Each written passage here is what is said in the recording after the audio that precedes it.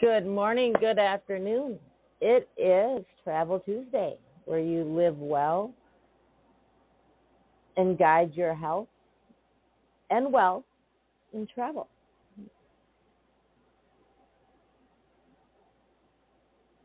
Good afternoon, Mr. Rick Reese. How are you?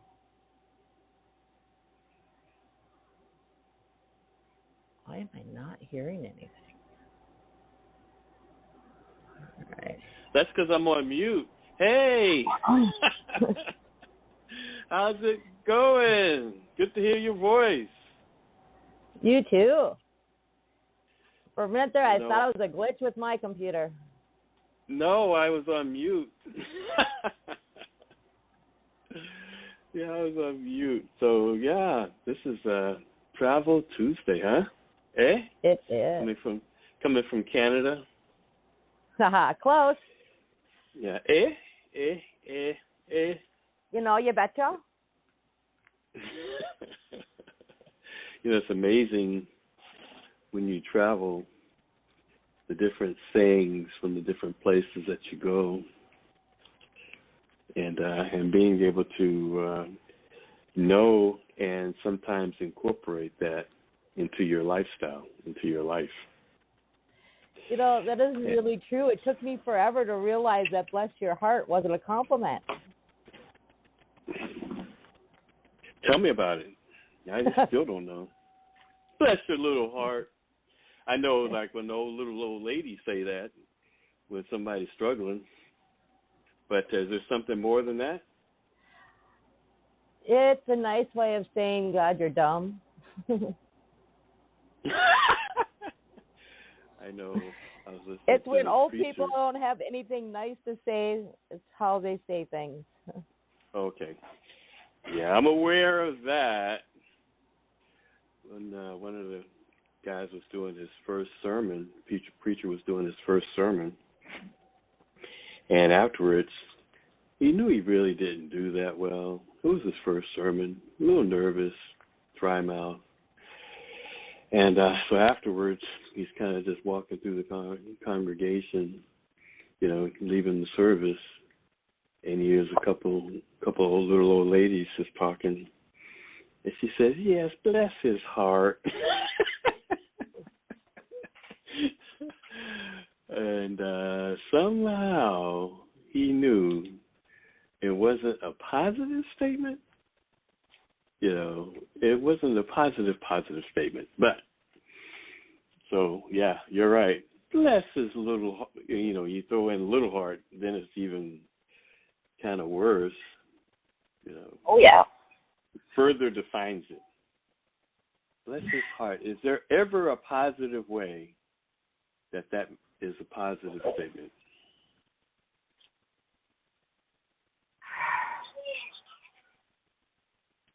Maybe I haven't found one yet. Maybe when somebody,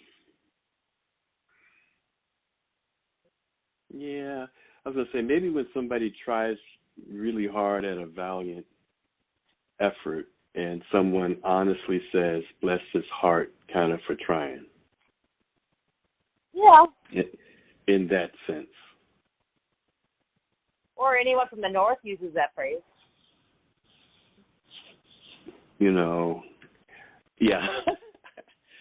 Anyone from the south, I don't know. Anyone from the north, there's a possibility. And, there's a lot of truth to that. And that is how different sayings mean different things, depending on where you are. I know when we moved from North Carolina to Boston, in Boston they say "use guys." Yeah. And to mean the collective. When we would come down and visit down south, some of the girls were saying, "Don't call me a guy." And it's just a general statement, "use guys." And and they were like, "Don't say that." So a lot of it depends on. We say that in the Midwest too, though. You guys say "use guys"? Yeah. Oh, okay. I maybe it was just the folks that were just like, you know, we don't like your northern accent now. You know, your northern Yankee accent. Hey, you know what? It got me out of a lot of trouble in the military. Your accent? Yes. Where are you from? Minnesota, but because of the movie Fargo, everybody thought we talked like that.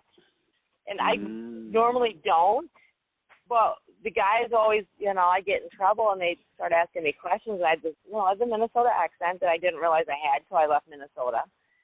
And they want me to say words like about, and bout and things, you know, and really emphasize the Fargo Scandinavian accent. So they were more entertained with me talking than it was me, you know, what I did get in trouble. Oh, that's too funny. So what town did you grow up in Minnesota? I grew up in the Chisago, Forest Lake area. It's right by the Wisconsin border by St. Croix. Were you ever a Twin Cities. You a football fan? Big time. Minnesota I used to go to training camp every year. Or Green Bay? No. Did I just curse? You didn't. No. I wasn't a cheesehead. I've had captains and lieutenants that were. But I actually went to Vikings? boot camp. I was a Vikings fan. And I happened to go to boot camp with a gentleman by the name of Ward, whose uncle was Heinz Ward. That's Steelers? Then he was playing for Packers, but yeah, he was Steelers. Oh. Wow. How about that? He almost made it through the 10 weeks without anyone knowing.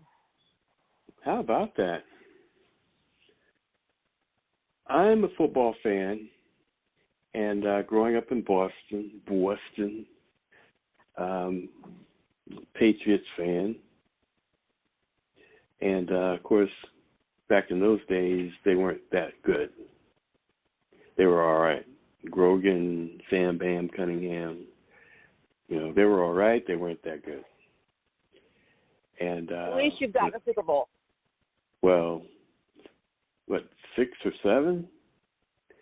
Since Brady. Yeah, keep rubbing it in. Well, I used to like the Vikings, but they kept breaking my heart. We were good with the whole people eater when we had Allen and Moss and Peterson, but we've been downhill since Favre. They just break my heart, man. I mean, they would get so close and find a way, you know, to blow it. And I'm like, oh my God, so to be so good, purple people eaters, and to get so close and to blow it. I don't know if you remember back in the days they had electric football. You know, the little figures that would move around on the board that vibrated. Uh-huh. And we had every team. We had a league, and every team, and I had the Vikings, as well as Chiefs, and maybe like 7 other teams. And of course, they had the color uniforms, and you know, and you turn the little vibrating board on, and you could set them up, and they vibrate. And you had little field goal kickers, and we had an entire league going with that. And my Vikings won, but the actual Vikings, I was like, oh my gosh, boy. Yeah, so I switched to college after that. Huh? When professional football went political, I switched over to college, and so I'm an Army and Longhorn fan. Army? Of course. Hey, yeah. How much resentment is there that we stole the trophy from y'all? Who has a Commander-in-Chief's trophy? The Army. Do they still have it?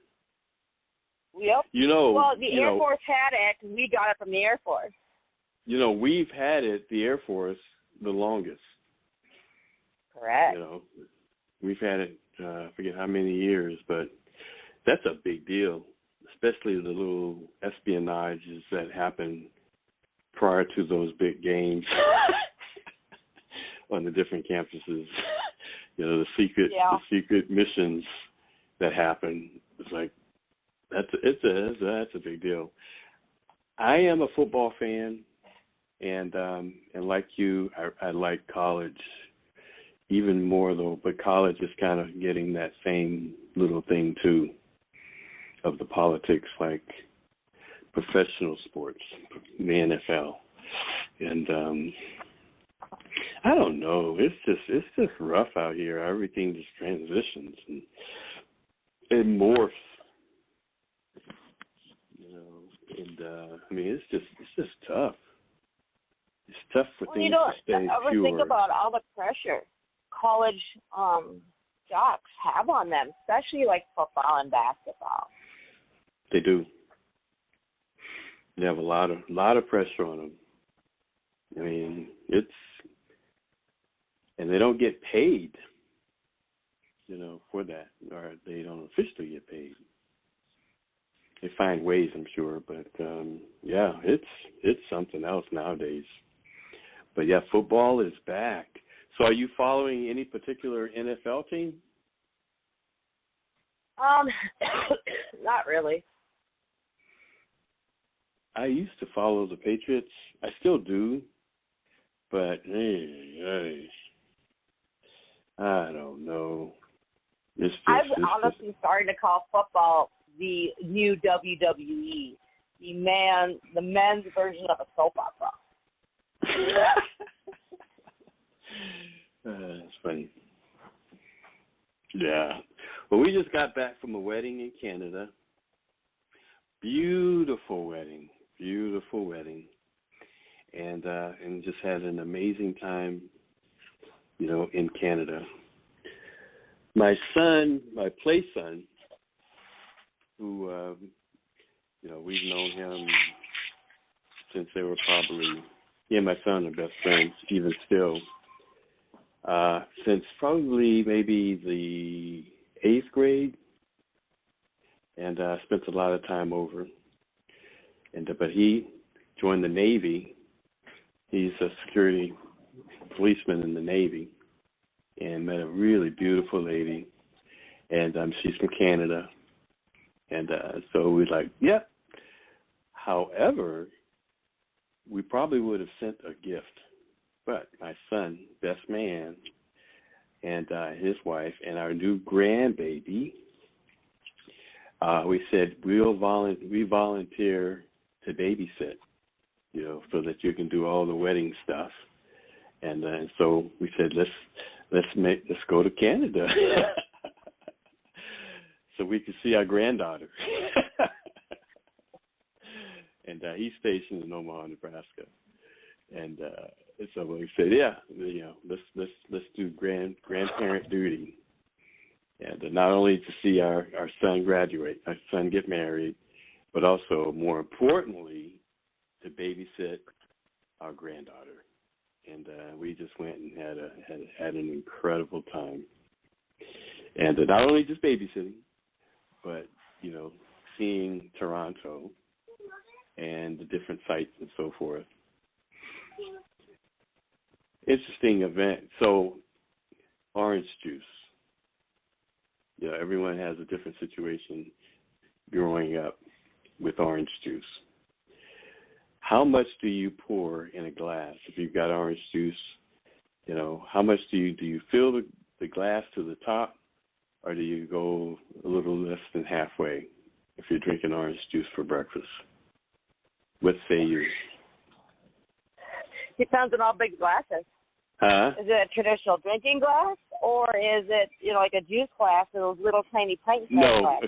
No, traditional drinking glass. 12 ounces, whatever. Then I only fill it up halfway.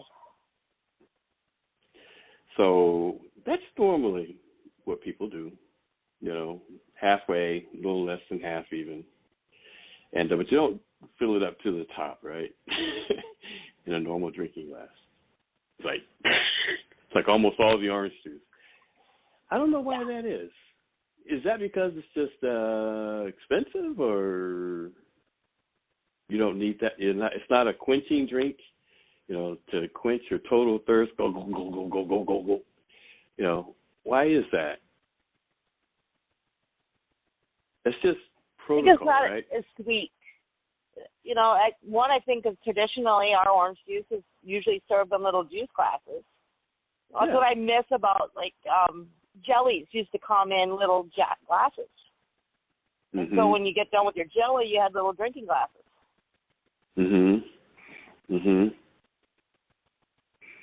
Well, our play son, I say play son, but he fills it all the way full.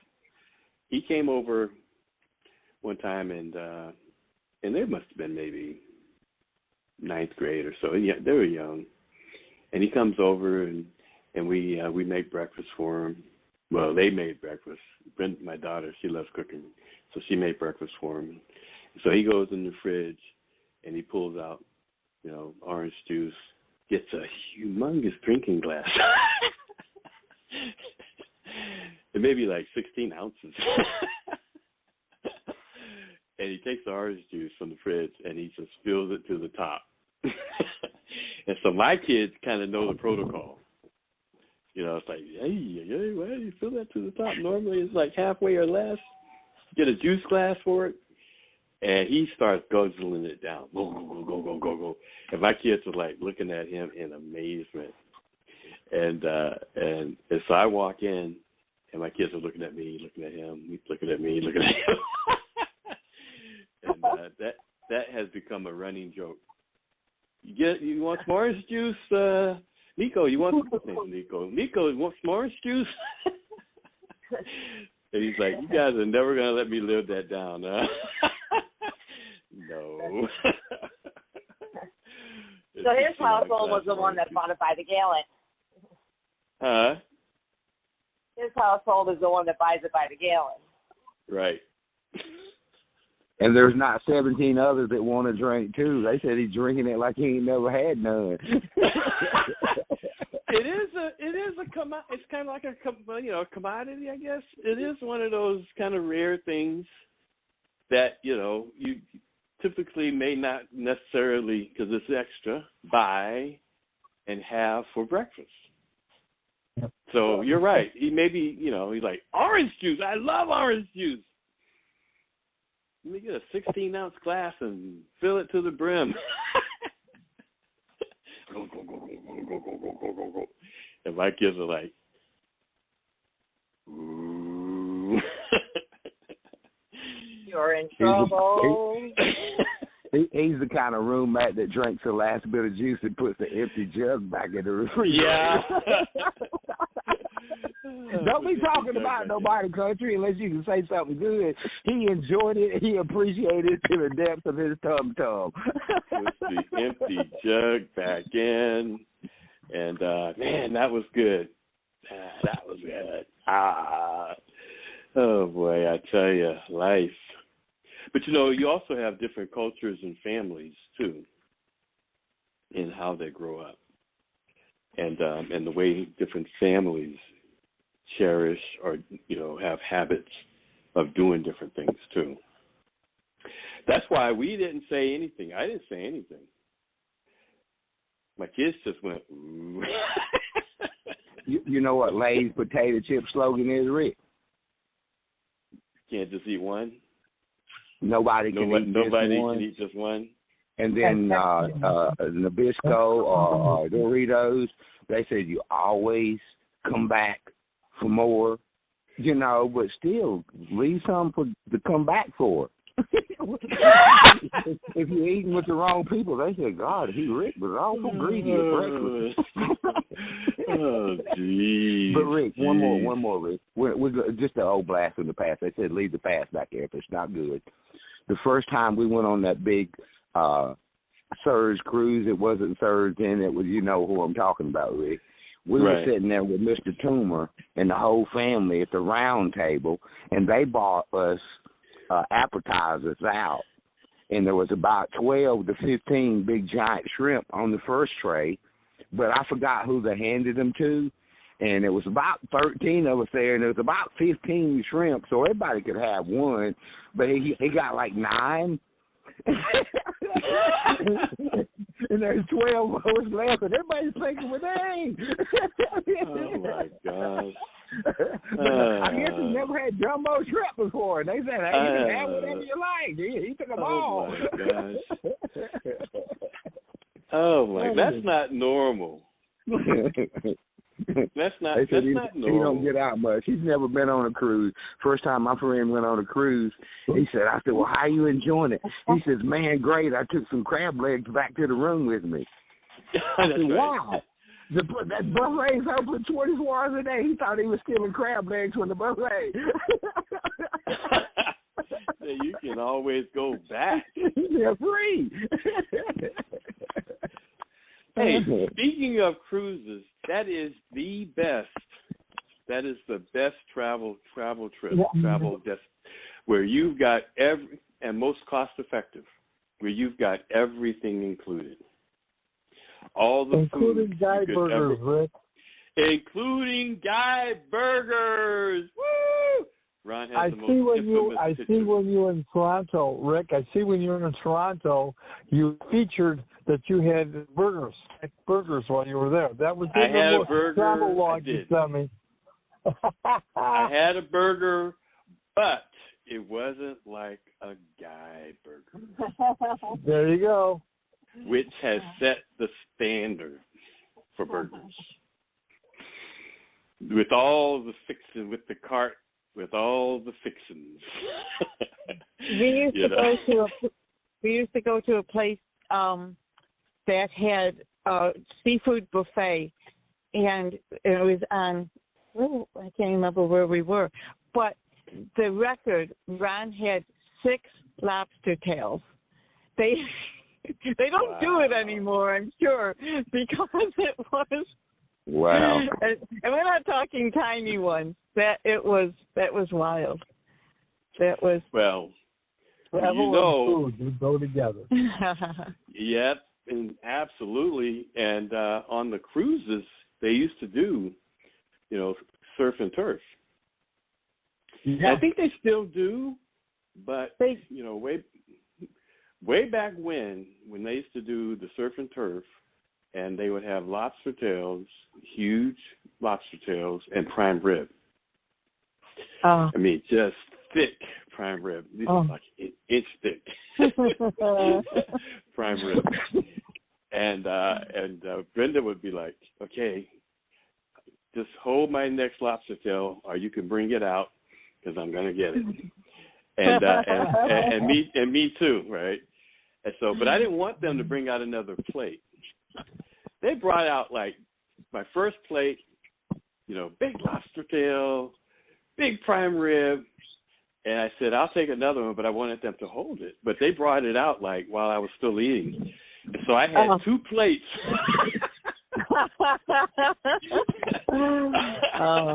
I had 2 plates in front of me. I'm like, oh my gosh, you look like a hog. Yeah. And so, of course, I kind of slid the lobster tail and the prime rib on the one plate and put the other one under it. But hey, Rick, you and Ron and Linda, y'all must have all been reading the same scripture, getting full on the word. It said exceedingly, abundantly, more lobster tails than you could ever imagine. The beauty of cruises together overflowing. I'm gonna tell you, the beauty of cruises is to go in, for breakfast, lunch, dinner, and whether it's typically a sit down, and they hand you the menu, and the menu has no prices on it. Yeah. And you can try whatever you want. Yes. Yeah, you always have to try something you've not tried before. So you always have to try something new. I always hold that on the dessert menu to make sure I do that. What's really great on the upcoming Salute to Elaine Kane cruise on the Freedom, Carnival Freedom this May. Len let me know he sent out an invitation to all the senior advisor of the Golden Rule Society, and we've gotten response. A couple of them are unable to come, but we're already getting responses. One of the couple are going to be coming in from Europe to join us. Wow. Awesome. The one's all excited, and talking to him this morning. He was up early. Wow, that's so cool. Yeah. I know, man.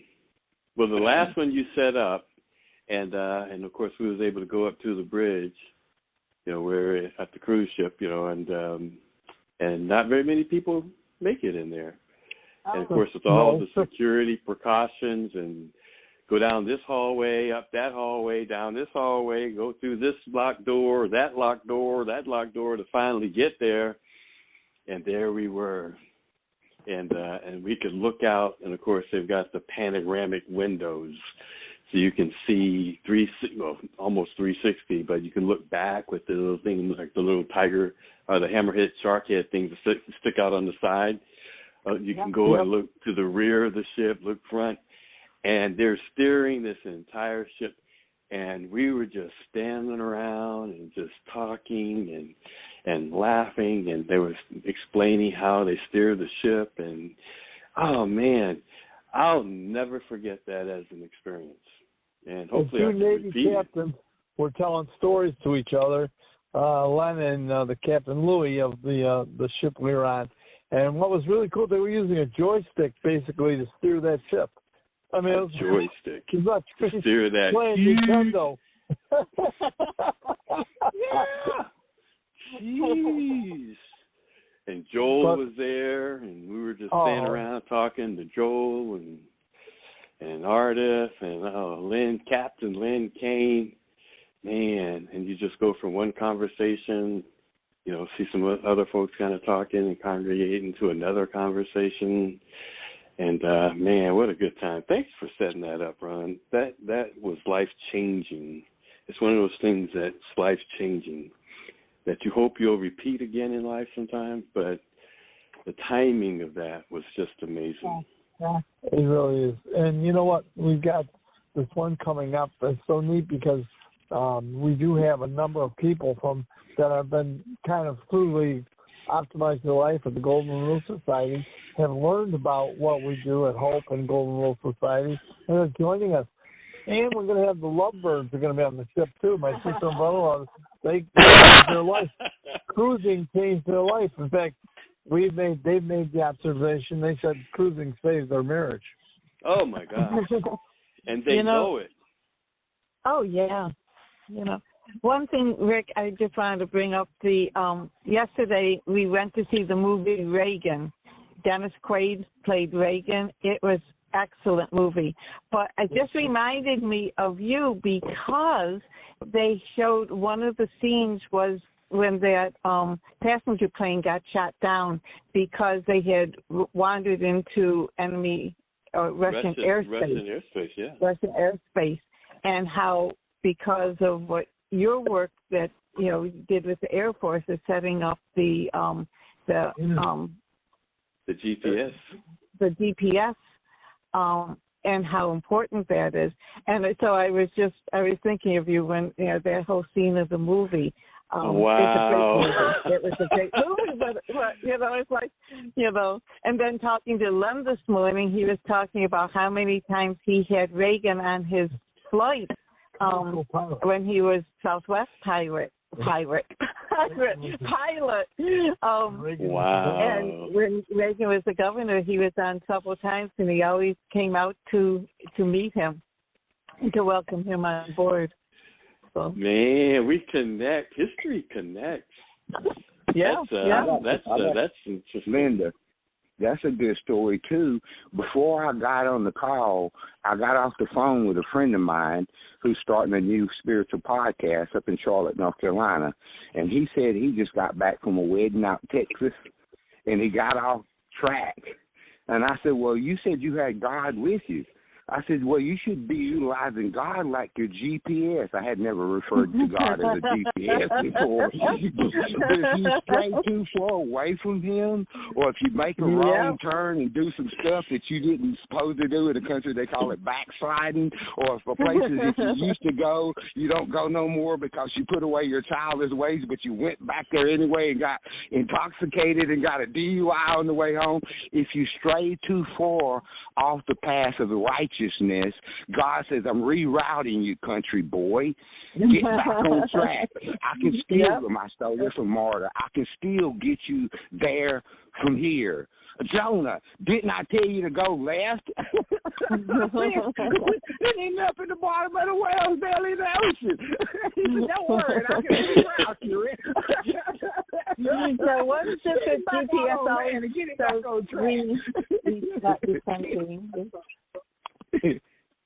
What's that, Linda? Well, what is it? GPS always says then, not recentering. What is it? Recalculating. Recalculating.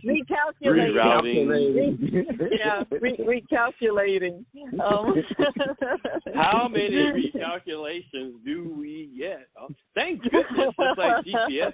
You know what? Everything has a spiritual connotation, kind of relation. 7 times 77. Hey, country boy, it recalculates more than that even. Yeah. There is no limit to the recalculation. The Adjustment Bureau. But Rick, when you say that God says, you humans, my life to yours, because I'm living out of eternity, one day to you humans was like 1,000 years to me. So if you multiply 7 times 77 times 1,000, you have to be old as Abraham. You have to be older than 800 before he went to you. I'm sorry. So we said that, Linda, you said that in the movie Reagan. So of course we launched the first GPS satellite. Of course, me being in the Air Force, mission control in the Air Force, we launched the first GPS satellite in 1989, and it was for the Gulf War. And at that time, the Army didn't really understand the significance of the GPS and being able to have, the 3D coordinates, especially in a featureless desert. Where are you? Do you know? How do you know? And but for that in the round move that they did, in defeating Saddam Hussein's army in the desert, they used GPS to make that move. Wow. Otherwise, it's a featureless desert. You don't even, there's no landmarks basically, other than dunes. So we launched it for military application. Wow. And, of course, one of the things that we found is that, especially, like you said, Reagan, after the Korean civilian airliner, wandered into Russian airspace, and they shot it down. And so I was just saying, you said GPS is kind of like God and, putting you on track. Thank goodness when we wander off course, he doesn't shoot us down. Exactly. But because of that incident, President Reagan said, we need to open up this capability beyond the military application to the world. So we in the military Air Force, we didn't know that it was going to turn into, of course, what it's now. Nowadays people can't even go anywhere without their phone and GPS on it. But I know. because of that incident and because of the wisdom, of President Reagan at that time, to say, no, the world needs this. And to release this capability, we could have just held secret, as we had, to the world. Then, of course, GM and all the car manufacturers, hey, great, let's do this. And then it just multiplied from there. And it's all the handheld GPSs and, of course, the different pieces of GPS on the airlines where the GPS could land your plane for you. And so we didn't even publish the actual accuracy. We put an error in there so that it wasn't like exact. And then, of course, once it became, opened it up to the world, now you're talking drive in a car and it's saying you're going too fast for the speed limit. Take this next turn right now. Recalculating. There's a speed trap up ahead. Watch out for the devils in your path. He's hiding under the bridge. Watch out for right. Ron has the best thing though. He says, how many marriages have been saved because of GPS? Use the bathroom now or forever hold your peace. Honey, take this right turn. Honey, you're lost. You're driving around trying to find it with this atlas. And the fine print of the atlas on the second page. Let me take you back to where you first discovered me. You said you was lost, but now you're found. Now, have you ever been there when your wife is saying, why don't you stop and ask for directions? It's just around the corner. Hey, this looks familiar. I know where I'm going. I know where I'm going. There's a gas station. Why don't you just stop and ask for directions? Forgive them, Father, because they know not what they do. Ask not, receive not. You still lost because you didn't ask nobody for directions. But I can't. It's in me. Wait! I always got one more. The little kid ran up to me. I'm waiting to leave church. I got to leave a little bit early that Sunday, so I had to leave the nursery early to get my son to the soccer game. And this little 5-year-old kid that he was new in the nursery, he said, Mr. Dorsey, can I hug you? I said, yeah. And then I hugged him. He hugged me around the leg like I was hugging Ron when he come and met me. I hugged him right underneath it. And then he says, well, do you know what Bible stands for? And I said, no. He says, well, why don't you ask me? Ask not, receive not. We're going to use the children to confound the wise. He says, biblical instructions before leaving earth. We used to call them a map. The Bible is a road map for your life, and if you don't read it, you're probably going to get lost. I'll stop right there. It's true. It's true. Why don't people stop for instructions? Why do it's not just men, but let's say men. Why do they not stop to get instructions? Why do they keep driving thinking that it's just the next curve around the next curve? A little bit of arrogance. It's a little bit of arrogance. Pride? That we don't admit. A little bit of arrogance. Is it pride? Is it arrogance? I just don't want to listen. No, he was riding down the road listening to the song, says, I did it my way. But now, so you've got the man, and then you have the woman. So Brenda was my, navigator. You talk about directions. She can map out a city even before we get there. She's just good. That natural ability, to navigate. And so there was a conflict. There was a conflict when I got my TomTom. Navigation. And I put it in, different voices. You can put the different voices for the instructions. But there was a clash like you would not believe between Brenda and this TomTom, and on who's right in their directions. But that was before people knew how accurate it was. And of course, especially if you got lost or you missed a turn and it recalculates immediate.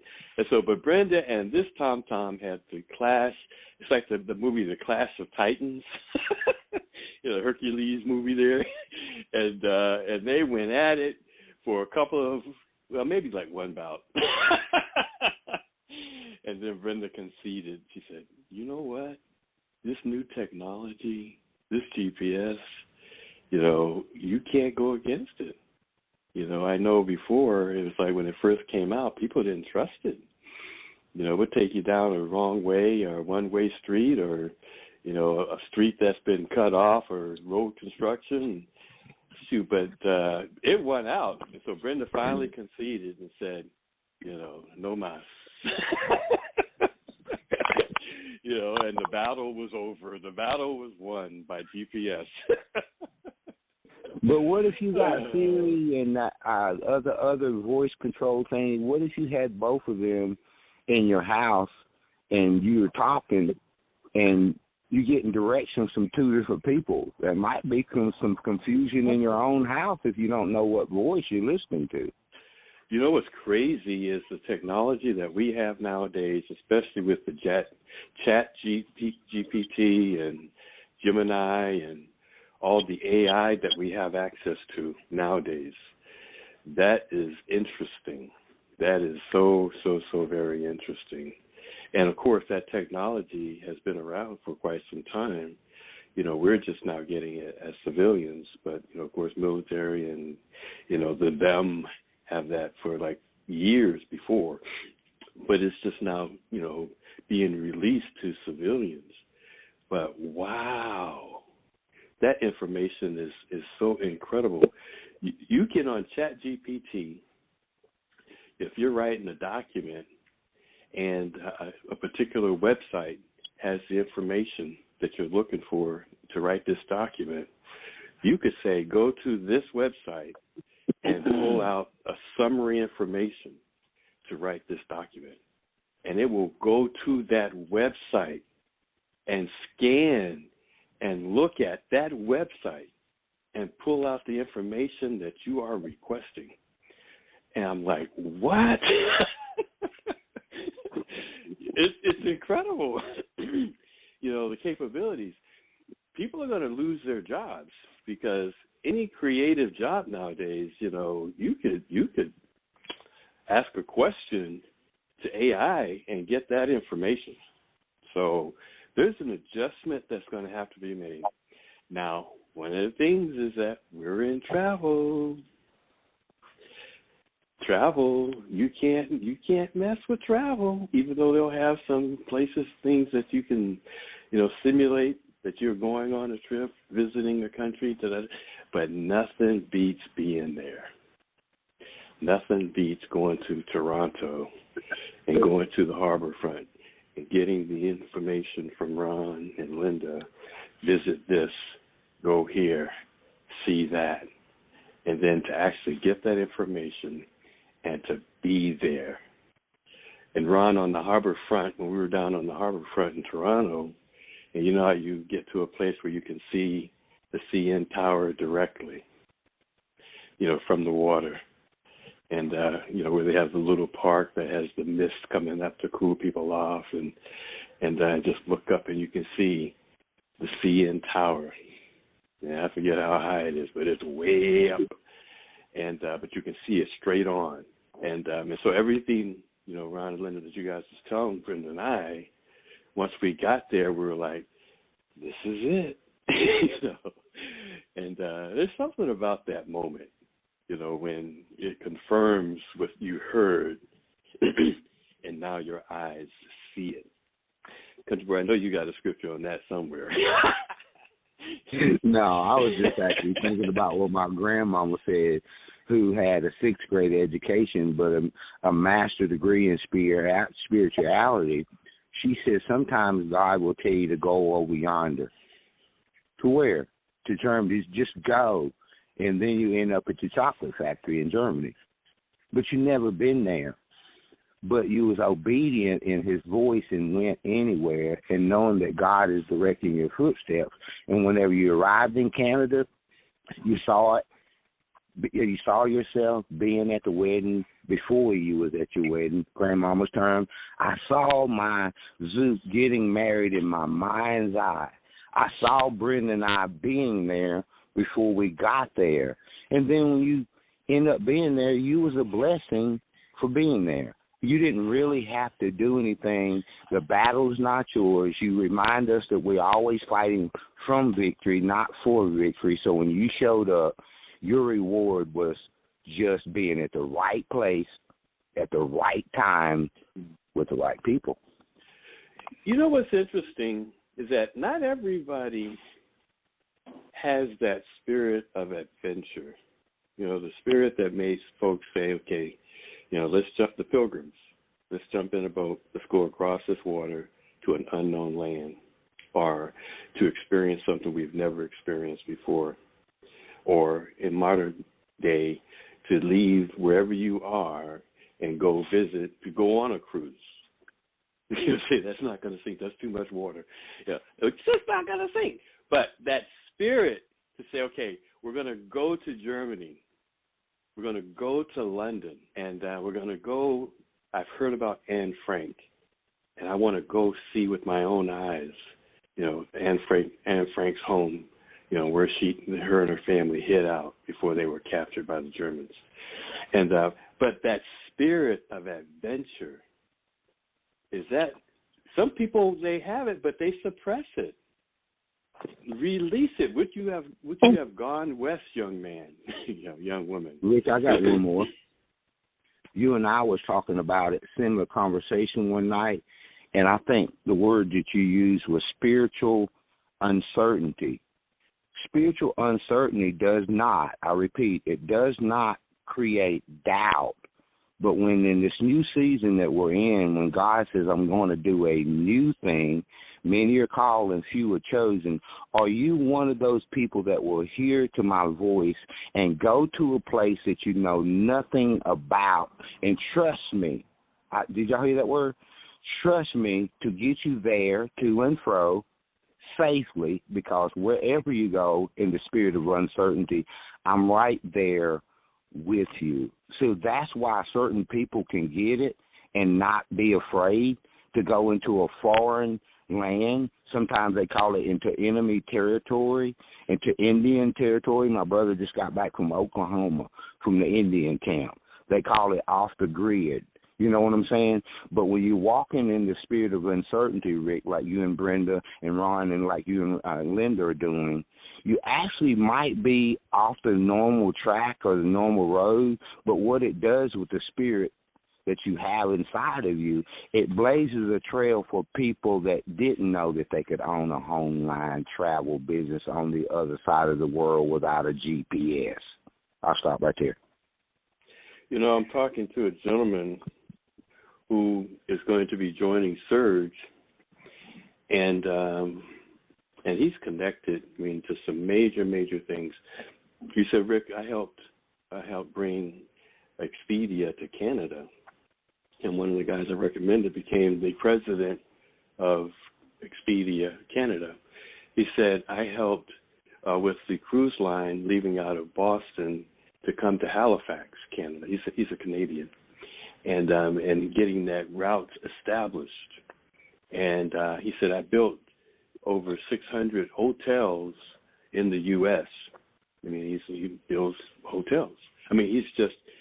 But he didn't know about Surge. And so I shared Surge with him because, we're going to be building this called in Tunica, Mississippi.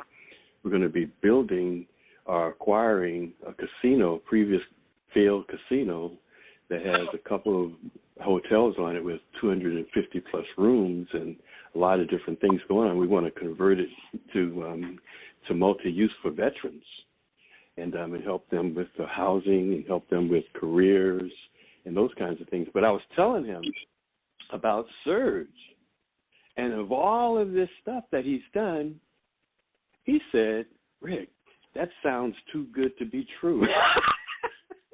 Ron, I was telling him about the vortex. Oh, my God. I said, I have Christian friends who have said to me, salvation sounds too good to be true. But is that a reason to not believe? That's one of those boom. And so I shared with him on another meeting, and I said, Surge consists of a travel agency, an accredited host travel agency, as everything has shifted to the internet.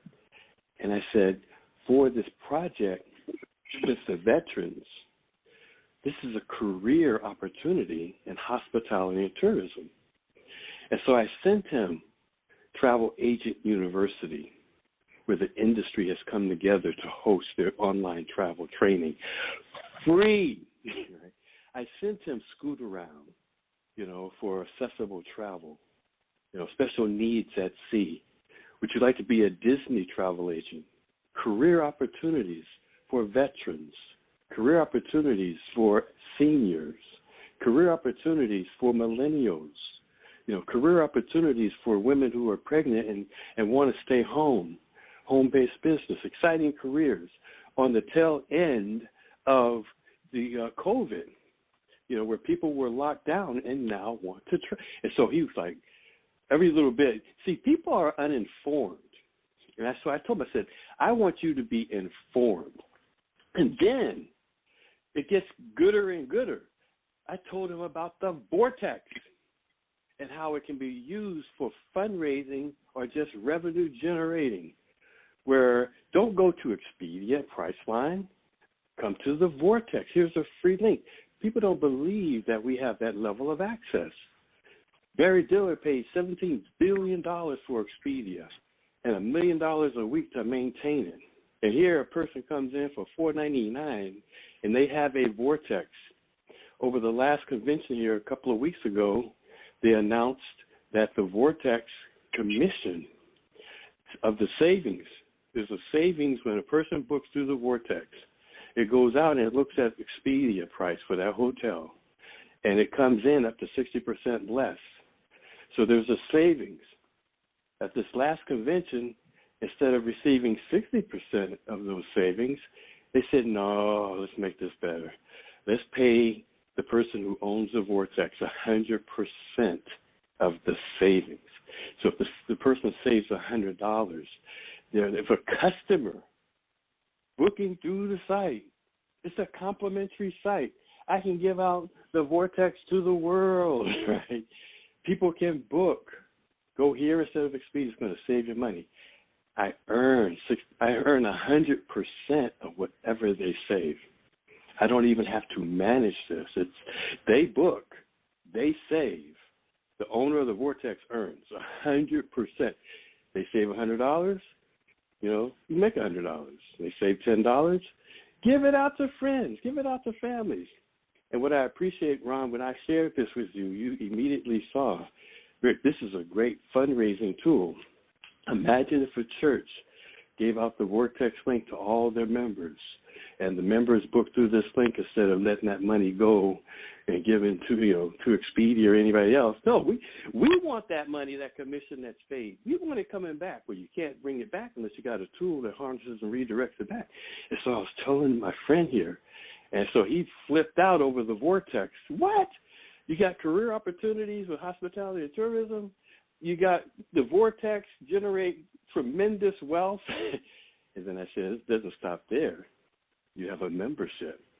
And this is how we travel. My wife and I, we travel wholesale instead of retail because these are now even deeper prices. And we have a concierge that we can go and call, and they can plan everything for us, and they can do all the deep dive research for us. Are you kidding me? I said, but it doesn't stop there. In the membership, there's lifestyle benefits. You've got gift cards if you want to buy gift cards. You've got restaurant coupons if you want restaurants, discounts at restaurants. You have online shopping from over 75,000 of your favorite stores you're already shopping from. Now when you shop through your membership, you're getting reward credits on all these purchases. You're earning reward credits that are kind of like credit card points, and they spend like cash. And the most beautiful thing about these reward credits, you're earning something today that you can spend in the future. So it's like you're paying towards your future. They're not taxed. You earn them. It's like potential. You earn them today and say, they're good for 7 to 10 years. 7 years, when you buy something online, if you buy travel, they're good for, the reward credits are good for 10 years. 10 years. Where will you be in 10 years? That's why when people make a decision today based on current information that can affect them 10 years from now, they have to sit down and ask themselves, is that a wise decision? Where will I be 10 years from now? Make it in the affirmative. Back to you, Ron. Ron, let me steal the mic 1 second, Ron. I got a fresh thought while Rick was talking. Ron, you say it all the time on just about every show that I've ever been on you. Everything that we do over here with the Hope Foundation is very intentional. Why do we do what we do?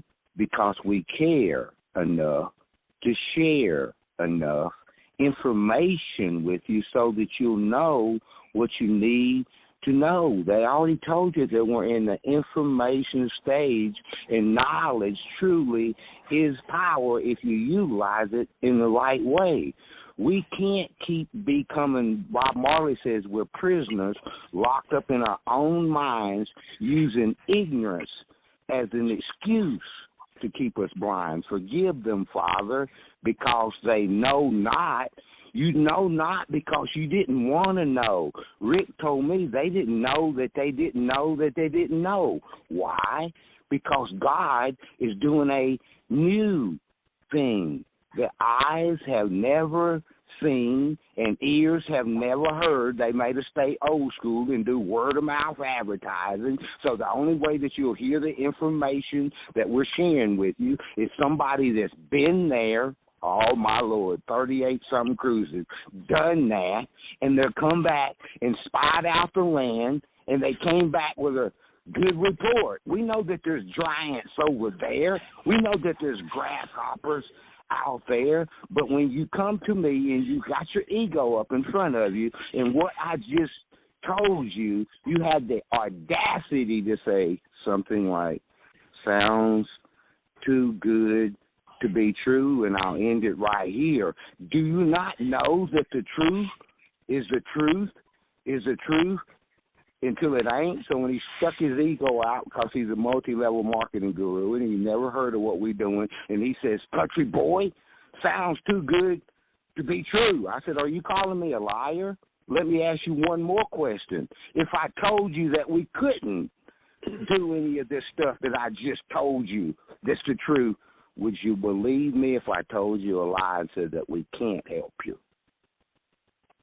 You know what's funny? I didn't even go down, I thought about it, but I didn't go down the liar path. You know, I went down the truth stands on its own. Either you come to the truth or you don't. You know, you don't just see with when you close your eyes, you begin to see with your senses. I was looking at the Paris Olympics, Paralympics, and how they were playing soccer, you know, blind soccer. When you close your eyes, you begin to sense and see with your senses. And if a person is looking at their eyes, I'm like, you know what? I don't even care. This is what I'm doing. I'll be back from my next trip. I'll cash my next check. And you allow people in their ignorance of not just knowing, and it's not a bad term, uninformed. You can't pull people into truth. They have to see it and come on their own. Back to you.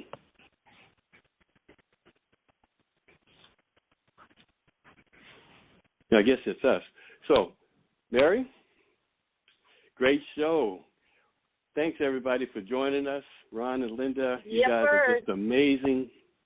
And, Mary, you can close us out, or this is a closeout. Thank you, guys. Enjoy the rest of your day. Thanks, Country Boy. Thanks, everyone, for listening. Make a move. Close your eyes and move with your senses. Thanks for stopping by. God bless everybody. Bye for now.